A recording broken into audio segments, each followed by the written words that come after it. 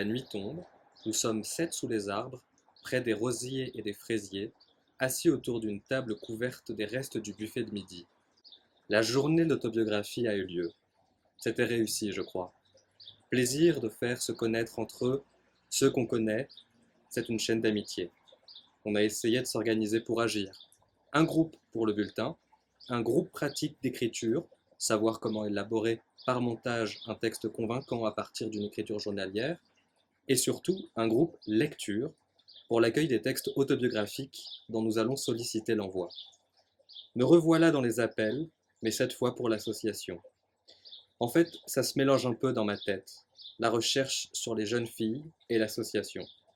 Toutes deux sont nées de la réaction de Chantal à la publication de Cher Cahier. Effectivement, c'était dans le jardin ici, donc il y a eu cette photo historique, je pense que c'était le lendemain, qui est prise là, où on voit Philippe, bien sûr, on voit Philippe Artière aussi, l'autre Philippe, c'était son bras droit universitaire, à côté d'autres personnages, Laurence Martin, Sonia Goldi, et puis Philippe Artière, Philippe, c'était les jeunes espoirs de l'APA, qui ont tenu toutes leurs promesses. Est-ce que Michel, tu peux nous raconter ta rencontre avec la part?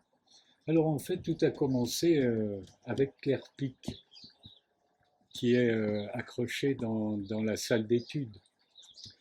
Et Claire Pic, c'est notre portrait du Fayoum à nous, ces dignitaires égyptiens et romains qui étaient enterrés dans le sable du désert et dont l'image est parvenue jusqu'à nous. Oui, tout a commencé à cause d'elle parce que c'était l'aïeul de Chantal Chaveria du Moulin. Et j'étais ami avec Chantal Chaveria et elle avait hérité de Claire Pic, son aïeul, un très important journal. Alors Chantal, elle se préoccupait du devenir de cet important journal de son aïeul et donc elle a entrepris de le transcrire. Et c'était le moment où Philippe le Jeune préparait son livre Le Mois des Demoiselles et il était dans des enquêtes sur les détenteurs de journaux de jeunes filles du 19e siècle. Et lors d'un colloque sur les archives privées à Nanterre, Chantal s'est levée, elle avait levé la main, elle a dit « Et si on faisait une association ?» Et donc l'idée de l'association est plus ou moins partie de là, pour, dans un premier temps, accueillir les desiderata des diaristes. Surtout, c'était orienté sur les journaux. Et Philippe, à la suite de ses appels à France Culture et bien d'autres, a reçu beaucoup d'autres lettres, beaucoup de courriers qui lui disaient « Bon, je n'ai pas de journal de grand-mère, mais j'ai mon journal. Qu'en faire? Que va-t-il devenir ?» Peu à peu, l'association s'est étoffée, agrandie, et voilà, elle n'a pas aujourd'hui. Est-ce que tu penses que lors justement de la fondation et du développement de l'association française, il y a eu une influence d'autres projets européens, je pense par exemple aux Italiens, Évidemment, il y a la photo Saverio Tutino. de Saverio Tutino et de sa femme Gloria, Saverio et puis Gloria, aux côtés de Philippe le Jeune, en train d'ascensionner le chemin qui conduit au château des Alimes, qui domine la colline. Et alors Philippe avait voyagé en Italie. Il était allé dans ce petit village de Toscane qui accueille l'Archivio Diaristico Nazionale. C'est un petit village de Pieve San Stefano, près d'Arezzo. Et là, Saverio, qui était un très grand personnage, grand journaliste, reporter à l'UNITA, et il avait l'idée de cette archive nationale des écrits populaires. Et il avait eu la conscience, et il a cette formule magnifique, Saverio Tutino, d'un peuple de l'encre. Et alors, Philippe a visité l'Archivio, évidemment, et il a été très séduit. Et il y a des pièces étonnantes qu'il déployait pour la fête de l'Archivio. Alors, qu'est-ce que c'est que cette fête ? C'est un concours d'autobiographie. Alors, évidemment, Philippe avait été un peu réticent, Philippe le Jeune, à l'idée d'un concours. Qu'est-ce qu'on allait récompenser? Celui qui avait la plus belle vie, celui qui... Et puis, bon, le texte qui recueille le plus de suffrages de je ne sais quel jury est édité. Mhm. Mais enfin, tout le monde est fêté sur la petite place du village. C'est présenté, animé, c'est merveilleusement fait et humain. Si je comprends bien, l'appât est venu à toi par l'intermédiaire de Chantal. Oui, D'abord, oui. euh, Il connaissait la médiathèque d'Ambérieux, Chantal, que je connaissais par Charles Juliet, mais est venu me voir, a eu l'idée, et puis Philippe a été séduit aussi. Et donc, elle s'est installée dans les locaux de la médiathèque d'Ambérieux. oui, oui, oui. Est-ce que d'ailleurs ça a été évident pour toi d'avoir cette double casquette à la fois de responsable de la médiathèque et en même temps de pilote en quelque sorte quand même des débuts de l'association? Oui, alors tant qu'il y avait 80 membres la première année, c'était, c'était jouable. Après, c'est monté quand même assez vite, 150, 200, 400, 500, 800 membres de l'association. Et là, c'était plus possible d'assurer. Je n'étais pas seul, bien sûr. Au début, il y avait Chantal, Mhm. et puis il y a eu des bénévoles qui se sont adjoints. Mais arrivé à un certain stade, il a fallu recruter pour faire un travail de secrétariat et d'archiviste aussi. Mhm. Mais elle était secrétaire, Christine Coutard. Oui. Ouais, et justement, est-ce que tu te souviens un peu du profil des premiers adhérents? Les tout premiers, hein, la première année, ça a été surtout des diaristes. Alors donc, très vite, ces gens, ils se sont ils ont constitué le noyau dur de l'APA. Mhm. Ils arrivaient avec leur, comment dire, leur naïveté, leur étonnement d'être en société, alors que l'écriture personnelle isole plutôt. Et donc c'était très attachant de voir ce premier cercle se constituer. Assez vite, les cercles de lecture se sont constitués, puisque c'était un moment important. Il fallait que les textes soient lus. Bien sûr, ouais.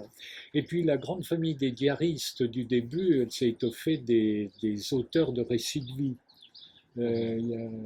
Comme tu le sais, il y a ces deux familles. Mhm. Oui, Qui sont les premières personnes à s'être intéressées à l'appât et au texte de l'appât? voilà, et au texte, mais les premiers chercheurs, ils se sont intéressés aux, aux gens de l'APA, à ces individus qui se réunissaient pour partager et durer ensemble. Mais les premiers qui sont venus étudier l'APA, mais c'était des chercheurs, des anthropologues. Et il y avait Anna Iuso qui a fait sa thèse sur les mouvements autobiographiques en Europe.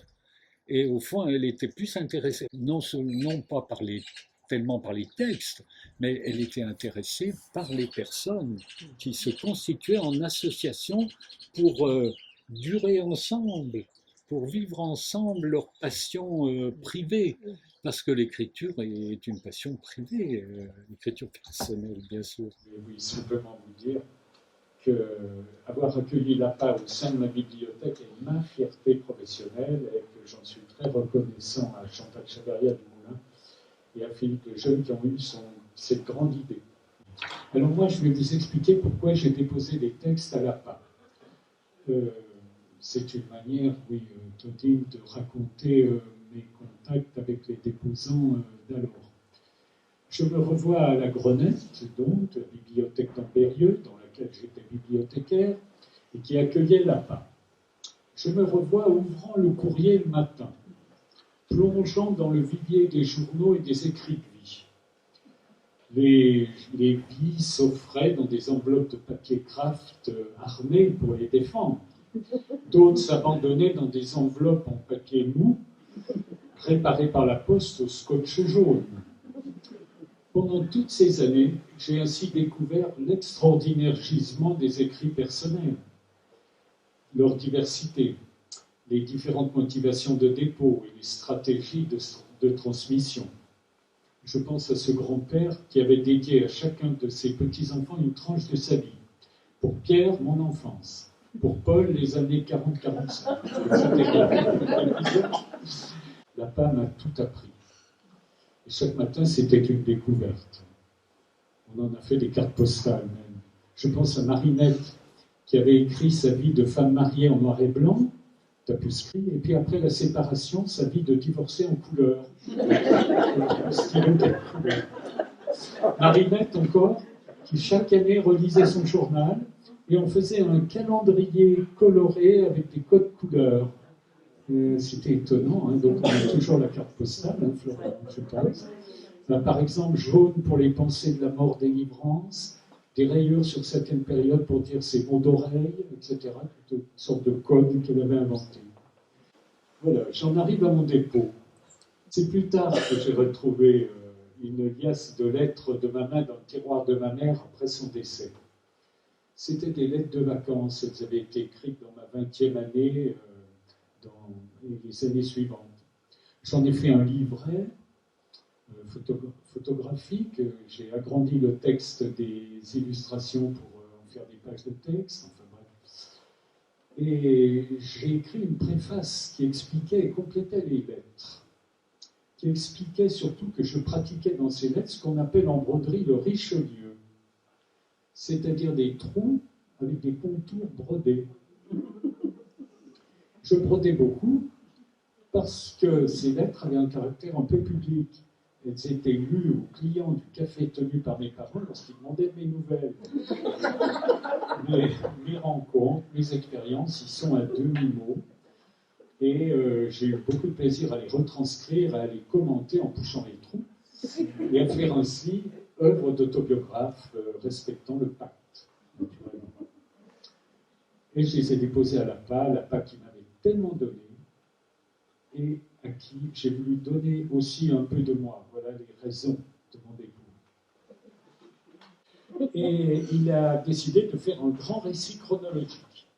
Donc son récit était tenu sous forme de journal avec des entrées matinales.